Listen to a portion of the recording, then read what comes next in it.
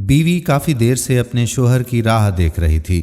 اس نے گھر آنے میں اتنی دیر کبھی نہیں کی تھی۔ وہ آفس بھی فون کر چکی تھی لیکن وہ وہاں بھی نہیں تھا۔ بیوی اسی سوچ بچار میں تھی کہ آخر خاوند کہاں چلا گیا کہ اتنے میں شوہر ایک کپڑوں کی پوٹلی اٹھائے گھر میں داخل ہوا اور اس کے ساتھ ایک بوڑھی عورت بھی تھی۔ شوہر کو دیکھتے ہی بیوی کا غصہ پھوٹ پڑا۔ سارا دن کہاں تھے؟ آفس میں پتہ کیا، وہاں بھی نہیں پہنچے۔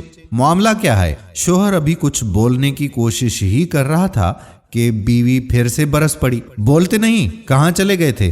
اور یہ گندا باکس اور کپڑوں کی پوٹلی کس کی اٹھا لائے ہو؟ شوہر اب تھوڑی ہمت کر کے بولا کہ جب میں آفس میں تھا تب مجھے ماں کا فون آیا اور انہوں نے مجھے بتایا کہ انہیں گھر سے نکال دیا گیا ہے، تو میں ماں کو لانے گاؤں چلا گیا اور اب یہ ہمارے ساتھ رہیں گی۔ بیوی یہ سب سن کر آگ بگولا ہو گئی کہ شرم نہیں آتی آپ کو؟ تمہارے بھائیوں کے پاس انہیں کیا تکلیف تھی؟ تم انہیں یہاں کیوں لے کر آئے ہو؟ بیوی نے پاس کھڑی پھٹے پرانے کپڑوں میں ملبوس بیمار اور شکستہ بوڑھی عورت کی طرف دیکھا تک بھی نہیں۔ شوہر نے زبان سے کہا کہ تم سمجھنے کی کوشش کرو، انہیں میرے بھائیوں کے پاس نہیں چھوڑا جا سکتا تھا۔ یہ سنتے ہی بیوی غصے سے پھر سے بولنے لگی کہ کیوں؟ اسے یہاں کیوں لائے ہو؟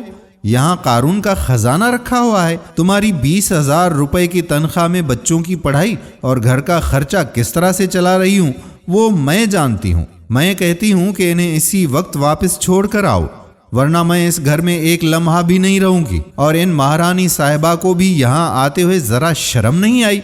یہ کہتے ہوئے بیوی نے بوڑھی عورت کی طرف دیکھا تو پاؤں تلے زمین ہی سرک گئی، کیونکہ جیسا وہ سمجھ رہی تھی ویسا نہیں تھا۔ وہ بوڑھی عورت اس کے خاوند کی نہیں بلکہ اس کی اپنی ماں تھی۔ بیوی جھپٹتے ہوئے بولی، امی آپ؟ بڑھیا نے کہا، ہاں بیٹی میں۔ تمہارے بھائی اور بھابھی نے مجھے گھر سے نکال دیا ہے۔ داماد جی کو فون کیا تو یہ مجھے یہاں لے کر آئے ہیں۔ اب بیوی کے مزاج بدل چکے تھے اور اس نے چہکتی نظروں سے شوہر کی طرف دیکھا اور بولی، ڈارلنگ آپ بھی نا بڑے مذاقی ہیں، پہلے کیوں نہیں بتایا کہ آپ میری امی کو لانے گئے تھے؟ دوستو کاش ہمیں یہ بات سمجھ آ سکے کہ ماں تو ماں ہوتی ہے، کیا میری اور کیا تیری۔ ایک ماں 4 بچوں کی پرورش کرتی ہے اور ان کا خیال بھی رکھتی ہے، مگر 4 بیٹے مل کر بھی ایک ماں کا خیال نہیں رکھ سکتے۔ دنیا میں رشتہ ماں کا ہی ہے جو اپنی اولاد کی بے لوث خدمت کرتی ہے۔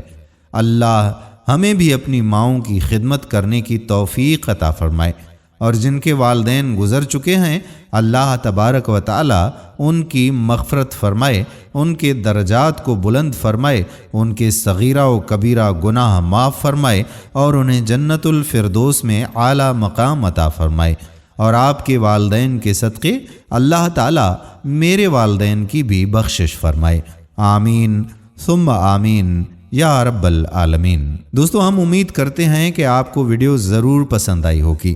اگر آپ بھی اپنی ماں سے محبت کرتے ہیں تو اس ویڈیو کو شیئر ضرور کریں تاکہ دوسرے لوگ بھی اس سے کچھ سیکھ سکیں۔